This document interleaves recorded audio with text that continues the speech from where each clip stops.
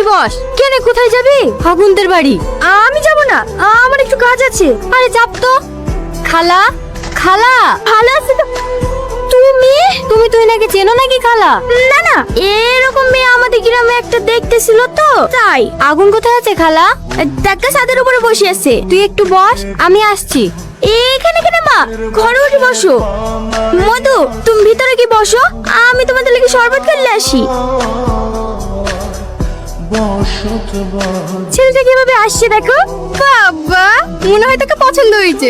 তুমিও না, ও মনে হয় বাসা ছেড়ে কোথাও যাবে, তার লেগে আসছে। যাবা না ঠিক আছে, 1000বার করে ফোন করছি, শেষবারের মতো জিজ্ঞেস করছি। আমার বন্ধুদেরকে কথা দেওয়া হয়ে গেছে, তুমি যাবা কিনা তাই বলো। বললাম তোর মাথা যন্ত্রণা করছে, আমি যাব না। মাথা যন্ত্রণা করছে তো কি হয়েছে? যাওয়ার সময় মেডিসিন সব থেকে একটা প্যারাসিটামল কিনে খেয়ে নেবা, তাহলেই তো ঠিক হয়ে যাবে। চলো। আমি যাব না। দেখো আমি খুব ভালোভাবে বুঝতে পারছি তুমি আমাকে ইগনোর করছো। এনগেজমেন্ট হয়ে গেছে বলে যে বিয়ে করতে হবে সেটা কিন্তু না। আমার 1 মিনিট সময় লাগবে না এই বিয়ে ভাঙতে। তো ভেঙে দাও, কি বারণ করেছে? লেমা রোদে গরমে আসলে শরবতটা খেলে। সাথী চলে যাচ্ছে কেন মধু? সাথী সাথী সাথী এভাবে চলে গেল কেন? তুই ওকে কিছু বলিস নাকি? মা, আমাদের তো শুধু আশীর্বাদ হয়েছে, এটা কোনোভাবে ক্যান্সেল করে দেওয়া যায় না? তোমাকে পরশুদিন বললাম না, যাকে 2 বছর ধরে খুঁজে বেড়াচ্ছি তাকে খুঁজে পেয়েছি। হ্যাঁ দেখলো তো, সাথে সাথে এসছে। তুমি না এসছে? বাবু এই বাবু, আগুন আগুন, তুই কেন পাগলামি করছিস বলতো? তুমি তো তুই নাকি দেখলা, ভালো না দেখতে? যতই ভালো হোক, এখন সরকার থেকে পড়ে নেমে আসলো না, তোর সাথে সাথে বিয়ে হবে। সাথে এভাবে রেখে চলে গেল কেন তাই বল। সাথীর কথাবার্তা ভালো না মা, ওর সাথে বিয়ে দিলে আমি জীবনেও সুখী হবো না। তোমরা এই বিয়েটা ভেঙে দাও। যখন যা বলিস আমি সব শুনেছি। আমাকে আর কত জ্বালাবি বলতিনি। বের বাজার করা হয়ে গেছে, সবাইকে নেমন্তন্ন করা হয়ে গেছে। তোর হাত ধরছি বাপ, বিভাগের কথা মুখে বলে আসিসনি। তুমি কি করছো?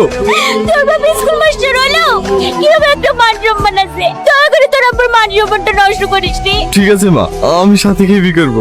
এত চুপচাপ কেন, কার কথা ভাবছো? এদিক ওদিক কি দেখো, আমাকে দেখো। আর 4 দিন বাদ দিয়ে আমাদের বিয়ে, আমাদের রিলেশনটা যেন আরো ভালো হয়, তার জন্যই তো রেস্টুরেন্টে আসা, তাই না? তাহলে অন্য মেয়েদের দিকে না তাকি আমার সাথে কথা বলো। আমি কখনো অন্য মেয়ের দিকে তাকালাম? তুমি মেয়েটার দিকে তাকাওনি? আমার ছেলেদেরকে খুব ভালো করে চেনা আছি। আসো এদিকে এসে বসো।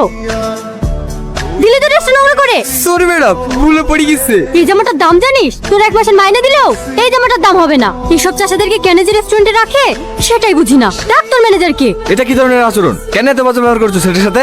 ওকে ইচ্ছাকৃত ফেলেছে নাকি? বলছে তো ভুলে গেছে। আমি বাজে ব্যবহার করছি? কি বলতে চাইছো তুমি? আমি ওকে বকছি তো, তোমারও তো গায়ে বাজছে কেন? আমার মধ্যে বিবেক বলে একটা জিনিস আছে যা তোমার মধ্যে নাই। বাবা দুটো টাকা আছে তো, তাই হামারা ভাব দেখে বেড়াও, মানুষকে মানুষ মনে করো না। আমি ভাব দেখি বেড়াই? এত সিনক্রেট করা কি আছে? বাড়ি গিয়ে জামাটা ধুই দিলেই তো ঠিক হয়ে যাবে। আর এই নোংরা পোশাকে যারা আমাকে দেখবে তারা কি ভাববে? তোমার তো কোনো মান সম্মান নাই, আর থাকবেই বা কি করে?